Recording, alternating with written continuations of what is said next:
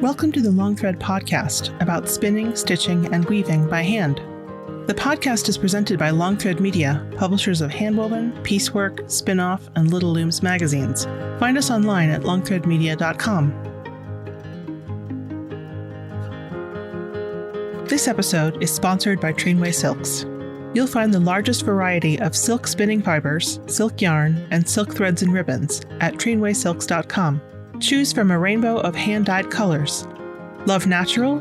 Their array of wild silk and silk blends provide choices beyond white. Trainway Silks, where superior quality and customer service are guaranteed. I'm your host, Long Thread Media co-founder Ann Marrow. Sheri Berger may be best known to needleworkers as the founder of the Loopy Ewe, a yarn store specializing in hand-dyed and unique yarns that she founded in 2006. She recently started a new company, the ColoradoCrossStitcher, and has passed the reins of the Loopy Ewe to a longtime employee.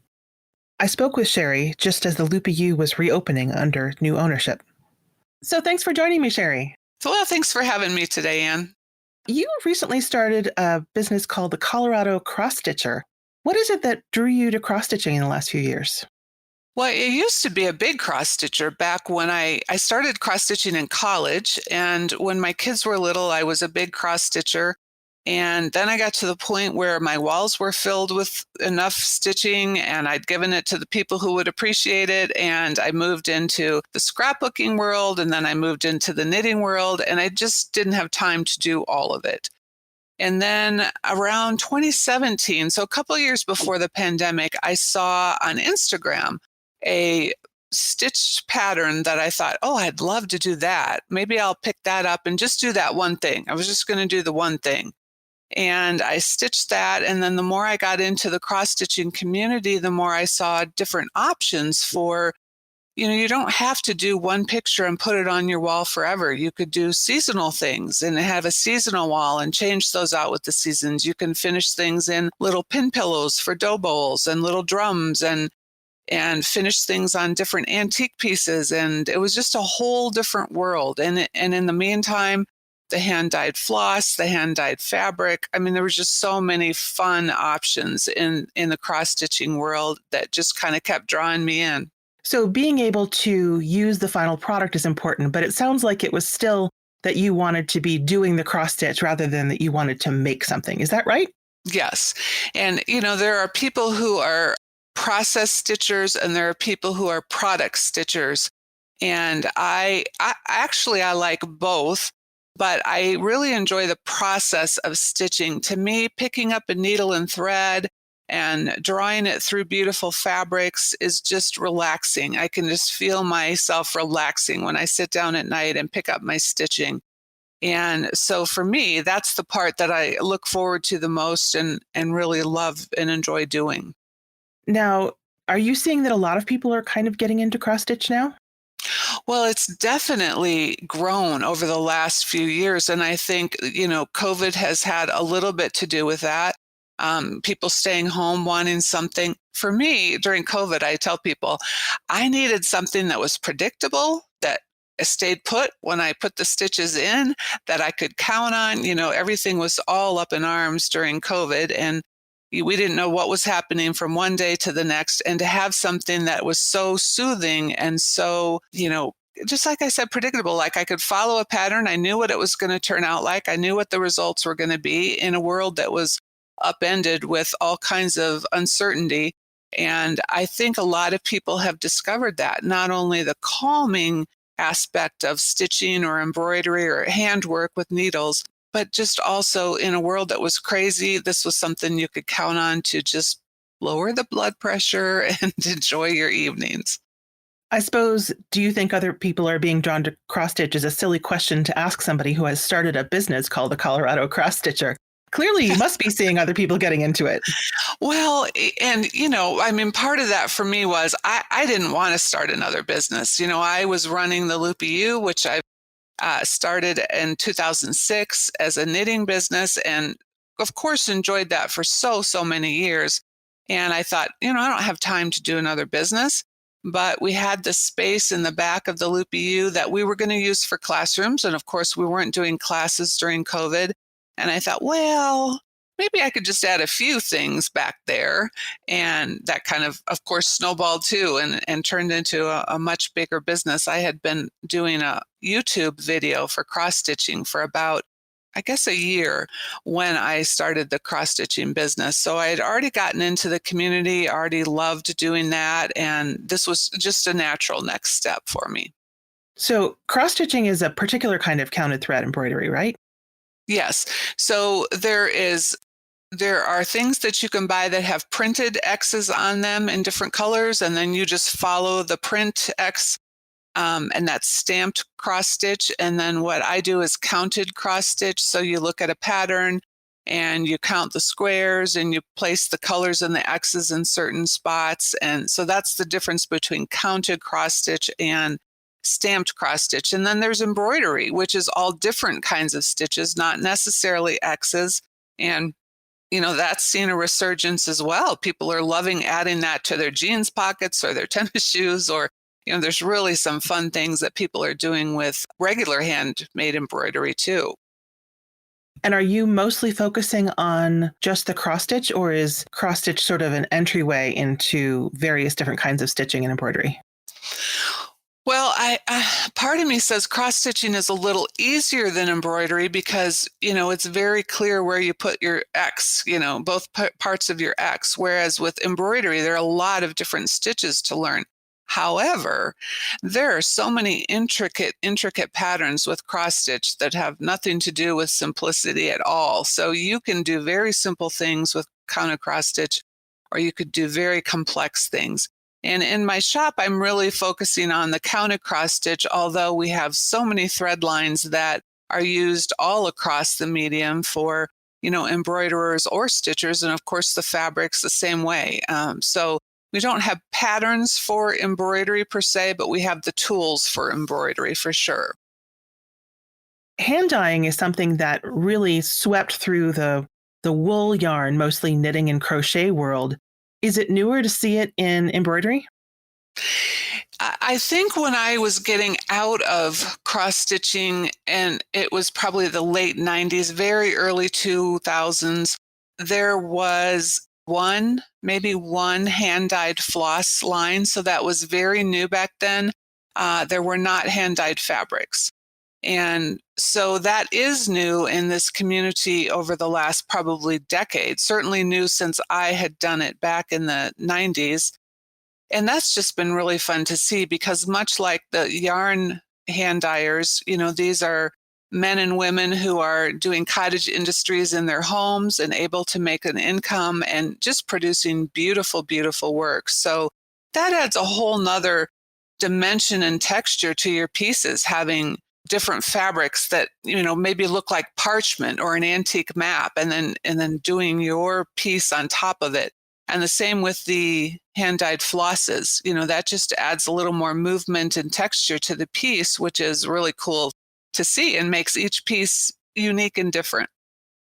I think one of the first times that I spent time with you was at the TNNA show, where there are often these whole long rows of printed canvases. And there tend to be themes. There are some that are very modern and some that are very holiday themed. And I'm sure that there were trends in those throughout the years that I went to TNNA, but there didn't seem to be as much change happening in the needle and thread part. Am I wrong there?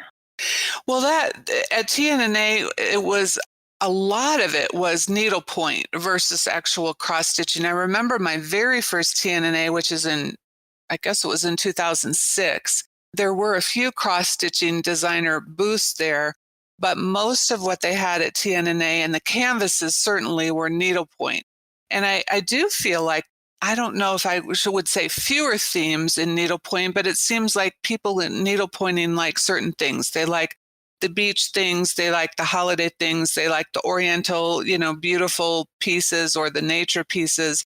And so I do feel like that's a little bit different with cross-stitching. What has become really popular in the last, I say the last few years because that's when I've been doing it, but is sampler reproduction. And so the designers are taking samplers that 8 or 9-year-old girls and boys did 200, 250 years ago, and they're reproducing them in patterns now. They buy the old antique sampler and then they reproduce it, because once they have it, they have the permission to reproduce it. And it's just fascinating to me. I was not a sampler stitcher prior to this. And now, of course, I want to stitch all the things and have a whole wall behind me of samplers. But I can't imagine those little kids. And again, 8 or 9, I've seen a sampler from a 5-year-old, and that the needles back then were not very good to use, and the lighting certainly wasn't good. And just thinking of them sitting around maybe the fireplace or whatever in the evenings doing that, having no clue that in 2022 there would be hundreds of people restitching their beautiful work. That's just fascinating to me. And there's such a sense of history involved. Certainly our Piecework magazine often has collections of samplers from different parts of the country, and they're all very different from each other. Absolutely. And that's one of the things I love most about Peacemaker, is all of the history that is shared in that magazine and all of the fun articles, because I really think it's important to carry that through and pass that on. And so it's wonderful to see that happening. But back then they were actually counting on a plain ground, right? They weren't counting on a canvas? They were counting on cloth and linen. Yeah, most of the old samplers are cloth or really tiny, tiny linen. Like we typically stitch on, anything from 14 count Aida to 56 count linen. They might have been stitching on 70 count linen, just teeny, teeny, tiny stitches. It's just incredible. It seems funny to think of something that involves really sharp, pointy things being relaxing, but maybe you just need to stab at something right now. I think some people need to do that. Yeah. Actually, the needles we use for stitching are more tapestry needles. So they're not quite as sharp as, the pointier needles, which, I stitch in a way that I have my finger underneath the fabric so I can pop the needle back up, and I would have a hole in my finger if I was doing the sharp, sharp needles. So thankfully we use tapestry needles. But yes, I think stabbing things right now is good for some people. But the feeling of thread going through cloth always has sort of a tactile pleasure around it. Yes, for sure. And also using the beautiful, flosses and the beautiful fabrics and the beautiful silks. We stitch a lot with silk now, and it's very tactile. And I do think that's a big part of the popularity of it as well. So what did make you decide to take the leap from having this be something that you do just personally to something that you do professionally? Well, part of it was, the changes that happened during COVID. Part of it was, I had the Loopy Ewe for 16 years, and it was always a family business for us. And my kids are both grown adults with other jobs, and they were ready to get out of it. And I was finding myself doing more and more stitching in the evenings and less knitting. And so it just seemed like kind of a fun, natural progression, especially having the space in the shop to do it. And part of it was I just really would like to see this industry grow. And that was part of the reason I started a floss tube. The cross-stitching videos on YouTube are called floss tube. That's part of the reason I started my ColoradoCrossStitcher floss tube, was to help promote the industry, even though I didn't have a business. And after doing that for a year, I thought, I could do more by having a business, and I knew I would enjoy it. And so I just kind of moved in that direction. But a big part of it is I really want to see this industry grow, because I think a lot of people who do it are just passionate about doing this. And I want to see that for more people. I have this habit of turning my hobby into my job as well. I read, so I turned into a book editor, and I knitted, so I turned into a knitting book editor. So yeah. There's something about turning a passion from your private life into your professional life that I think becomes a habit. Yeah, and I've done that. And I swore I was not going to do that with cross-stitching. In fact, I told my husband, this is the first hobby I've had that I haven't made into a business. And that, is no longer true. But I think a lot of people look at that and think, oh, it would be so fun to have a knitting shop or to be a book editor or to do this or do that. And it's so much work. I mean, as you know, it is so much work to turn a hobby into a business and then make it a successful business on top of that. So it's not for the faint of heart, but it sure brings a lot of joy and blessings if it's the thing for you. Because part of what you need to do if you have a business in one of these areas is not just think about what you love, but what other people who have sort of different variations on it would love. Yeah, absolutely. And that's what I remember going to TNNA again and seeing all those needlepoint canvases. And I was needlepointing at the time. And I thought for a second, oh, should we add needlepointing in? That would be fun. And the bottom line was no, because I would just buy the canvases I like. And I'd have a hard time buying all of the different ones that I didn't care for that other people love. So you do have to keep that in mind as you're buying for your business. Not only, when it was with Loopy, not only get the blues and the greens and the reds, but people like yellows and oranges too, which is not my favorite. And, same with the cross stitching. I focus on the patterns and the designers that I love, but then I also add in others that I wouldn't necessarily stitch, but are beautiful in and of themselves. And I know other people love that stuff. So, but it can be hard. Yeah, there's kind of a line between your sense of taste in the market versus personal preferences. Yes, And, absolutely. figuring out where it falls on those lines. Over the years that the Loopy Ewe was open, I saw a lot of changes in knitting, and they were changes that seemed to fit really well in what the shop was doing. Well, I mean, I tried to keep a handle on those changes and, what's popular now, and not only in terms of dyers and indie dyed versus commercially dyed, but also in terms of, when we started, we were just going to be a sock yarn shop. And, of course, that changed. Sock knitting was huge back then. And there are still pockets where it's huge, but people evolve in their knitting. And I think in any hobby or any craft, you evolve, and the things that maybe drew you into it in the first place are not things that you'll necessarily be wanting to do 10 years down the road. And so just keeping an eye on, I think it's always important to learn new skills and techniques within the craft that you choose and then see what direction that takes you, but being open to, well, I used to knit socks and now I love knitting sweaters, or I used to cross stitch little things on big counts and now I want to do big things on little counts, and just kind of evolve yourself as a crafter if that's something that's interesting to you. I always felt like the Loopy Ewe was a way that I got introduced to some really interesting dyers that I wouldn't otherwise know about, let alone be able to get my hands on. Mm-hmm. Yeah, I always had fun searching out dyers. And of course, when we started in 2006, that was before all of the dyers had their own websites. That was before a lot of Yarn Fest and markets and those kinds of things. So it was a little harder to find some of the individual dyers. And so that was always fun. And it was super fun to support these small businesses who were just so thrilled that people all over the world were now getting their beautiful yarn because we sold it at Loopy and shipped it all over the world. So it was fun to be a part of a lot of small businesses and their growth like that. You've mentioned fun a lot. And when I think about the way that business grew, a lot of it was fun. There was a mascot, there were clubs, there was swag and fun goodies, and having that sense of enjoyment and community for something that was essentially a web-based business. Yeah. It was hard to pull off. Yeah. Well, again, when we started, Ravelry wasn't a thing. And, so I did a blog, and, I had a lot of people that I felt like I made connections to on the blog, but I think everybody wants to know who's the person behind the business. Who am I giving my money to? Are they going to take good care of me? And that was always important to us.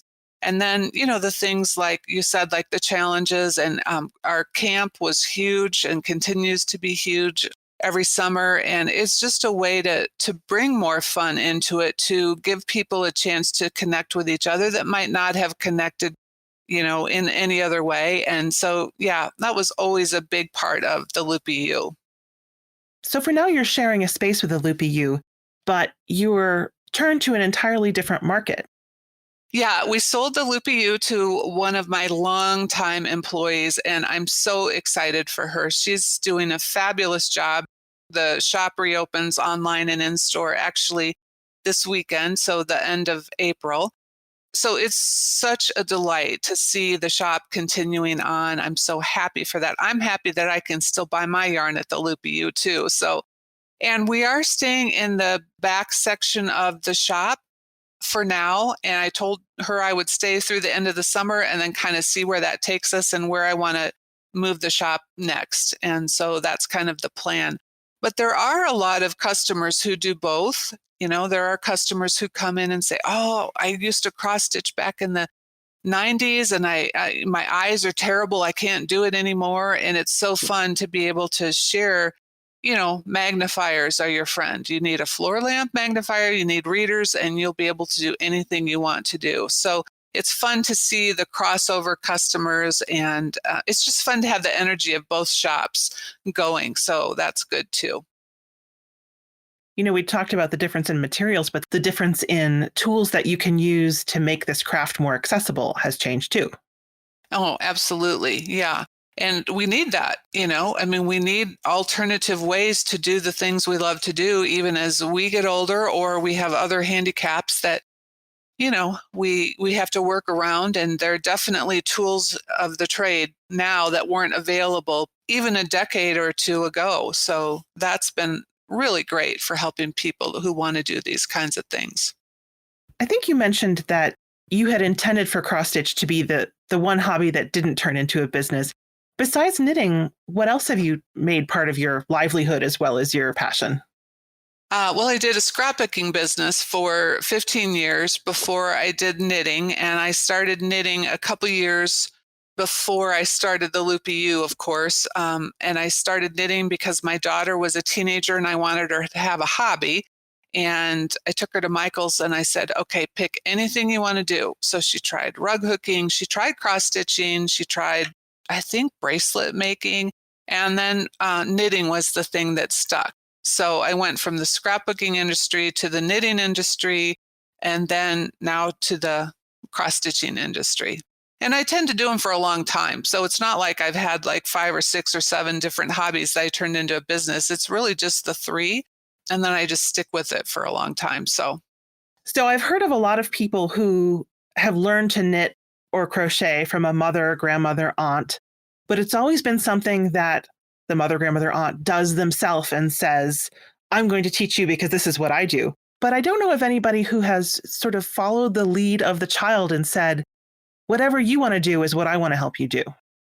yeah, isn't that interesting? I think a lot of times kids grow up watching their grandmothers knit or crochet or stitch and say, "I want to learn to do that." For me, when Julia was a teenager, I just thought, boy, hobbies have brought so much joy to my life. And I want her to have a hobby as well. And our son was already so into computers, so I knew he was good for hobbies, which then turned into his vocation. But for Julia, she was into sports, and I knew that wasn't going to go forever. And I wanted her to have a little something that she could do on the side. So I really didn't care what it was. I just knew the value of hobbies in a life and wanted to find something that worked for her. The thread that follows all these, the thread, haha, the thread that, the thread that follows all these too, actually, it's creativity and working in fields that a lot of women love and find a lot of joy in. Yes, there are a lot of women who do a lot of these things, but as you know, like it was the men who started knitting, who were the knitters back, you know, hundreds of years ago. It was a man's kind of a profession. And I don't know about cross stitching. I'm sure the embroiderers of old were probably both men and women, but it has been wonderful in all of these industries to see the inclusivity of everybody, anybody who wants to do it, and no stereotypes. And, you know, some of the very best designers are both men and women. And I love that. I love that it's accessible to all, and people understand that it's relaxing, it's beneficial, it's a creative outlook for everybody. At the same time, it's only been in the craft world where I've looked around and the whole say, C-suite or the whole leadership has been women. So having a field where women are not only the customers, but the leaders as well is, kind of fun and exciting. Yeah, that is very exciting. That is really cool. So Colorado has become such a part of you that you've made it part of the name of your business. But you guys only moved here about 10 years ago? 11 years ago, but my heart has always been in Colorado. We vacationed as a family here since I was really young. And in fact, my parents bought a little place up near Keystone, probably when I was in college. So we've been coming out to Colorado for a long time, at least twice a year for, I don't know. So my heart has always been here in the mountains. I know that doesn't make me a native. There's a bumper sticker that says not a native, but I got here as fast as I could. And that's kind of what we feel like too. But when I started my floss tube YouTube channel, ColoradoCrossStitcher just seemed to kind of flow. And I, of course, had no idea I was going to make it into a business. It's kind of a long name for a business. It's not ideal for a business. But, I thought, well, I've grown this community on YouTube and I want to kind of do that for continuity. So it's not the greatest name, but it certainly describes who I am. Well, one of the changes that has certainly come about in the past 15 years, I guess, is that you can be a, air quotes, local yarn store, but really be located anywhere. Yes, yes. And people appreciate that because unfortunately, especially not even especially since COVID, that hasn't helped at all. But, some smaller shops are closing because it's getting more and more difficult to have a brick and mortar store for so many reasons. And so you have people all over the country who don't have a local shop to go to see things in person, which is always ideal. So the fact that you can ship something to, Canada or Australia or Louisiana or Minnesota is really helpful to people who are isolated and don't have those local shops. And that's really beneficial because, I didn't have a local shop either, very local to me for cross-stitching supplies. And I was ordering online and, having done the Loopy Ewe for 15, 16 years, I certainly knew that would work well for people. So even though it had a really big online presence, and certainly the ColoradoCrossStitcher does as well, this isn't something that you're just running out of a back office. Is it important to you to have a physical location that people can walk into?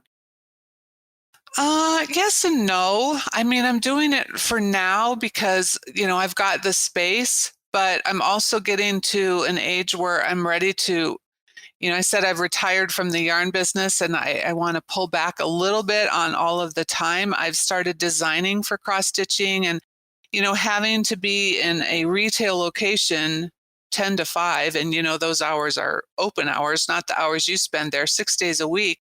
I'm ready to pull back from that a little bit. So I don't know what that means. I don't know if that means I will find a rentable, affordable space that I can maybe limit the number of days I'm open, or if it means eventually I go to an online shop. Of course, I realize people love shopping in person and seeing things in person. I think, though, part of that too is if you have really good photos on your website, if you provide good customer service, if they know they can email and get a quick response from you, then maybe it's not as important to have to be a brick and mortar as well. So for now, yes, we're doing that. Will I do that for the next 10 years? I don't know that I'm going to do it for the next 10 years. I might go to an online shop, but we'll just have to see. Right now it's working great and I'm loving it. And I love having the customers come in. I love seeing their projects. And so that's been super fun. You mentioned that you're doing more designing for cross stitch. What do you think makes a good cross stitch design? Oh, well, that's $1 million question.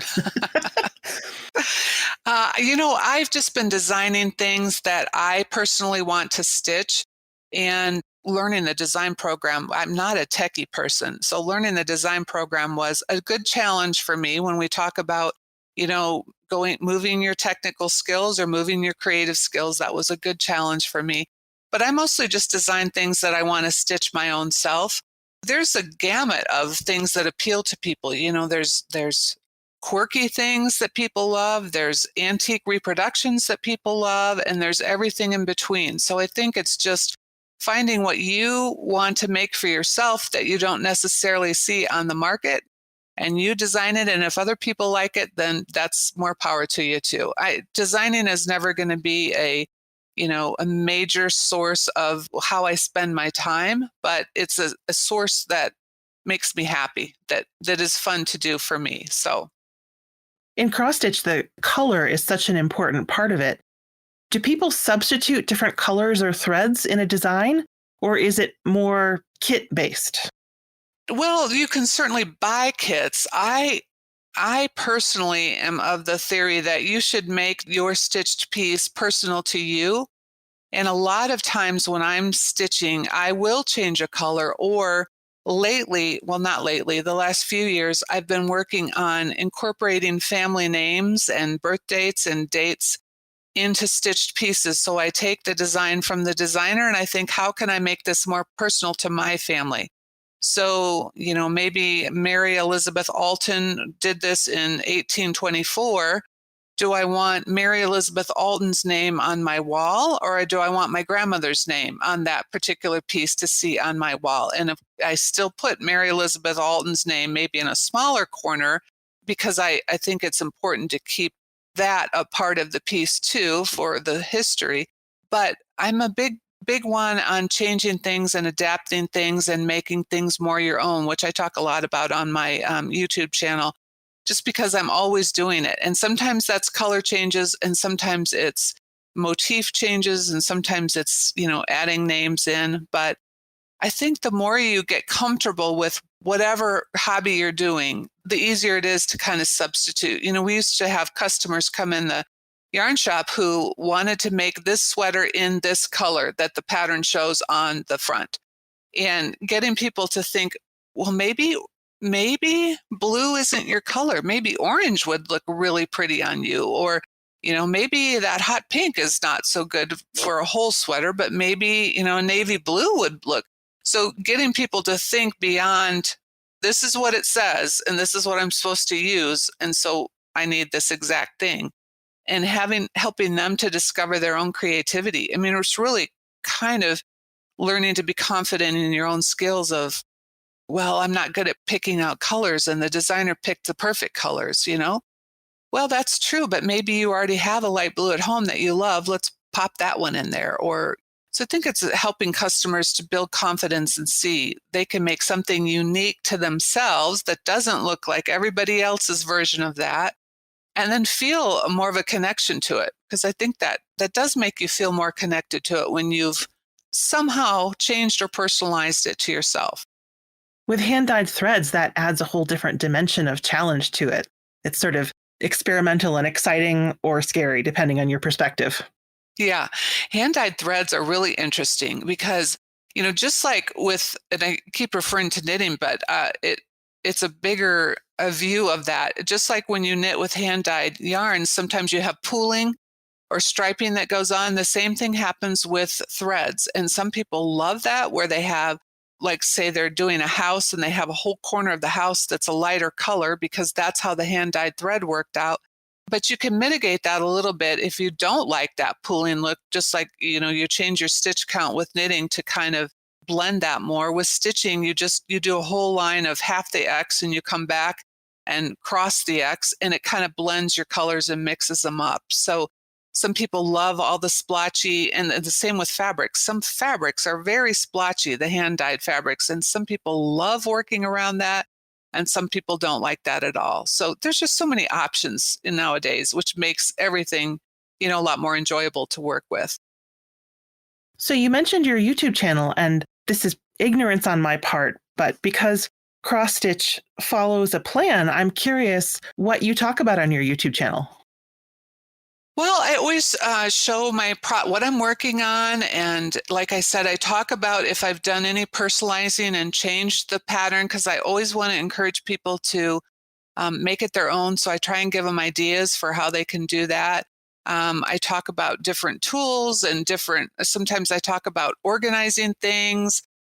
the first year I didn't have a shop, so I didn't do any shop talk. Now I limit the shop talk to the last 5 minutes because I still want it to be about my personal stitching journey. And that's what people tuned in for from the beginning. And so there's just different things to show and talk about and share. And I don't know, I'm amazed. I have 25. I just did my 25th one. And I thought when I did the first one, maybe I'd do one and we'd see how it goes. So I don't know what I've talked about for 25 videos, but it's been fun anyway. You talked about personalization. One of the things that can be trickiest, I certainly know in knitting and in stitching, is alphabets. How do you work with alphabets when you're personalizing something? Like if you... Well, there are books and patterns that have alphabet. A lot of patterns that have samplers will give you an alphabet also if you want to add your own initials to it, which used to be the thing that we always did back in the 90s. We would put our initials and the date. So a lot of patterns come with alphabets. A lot of samplers have alphabets built into them, so you can just take those letters and do something else.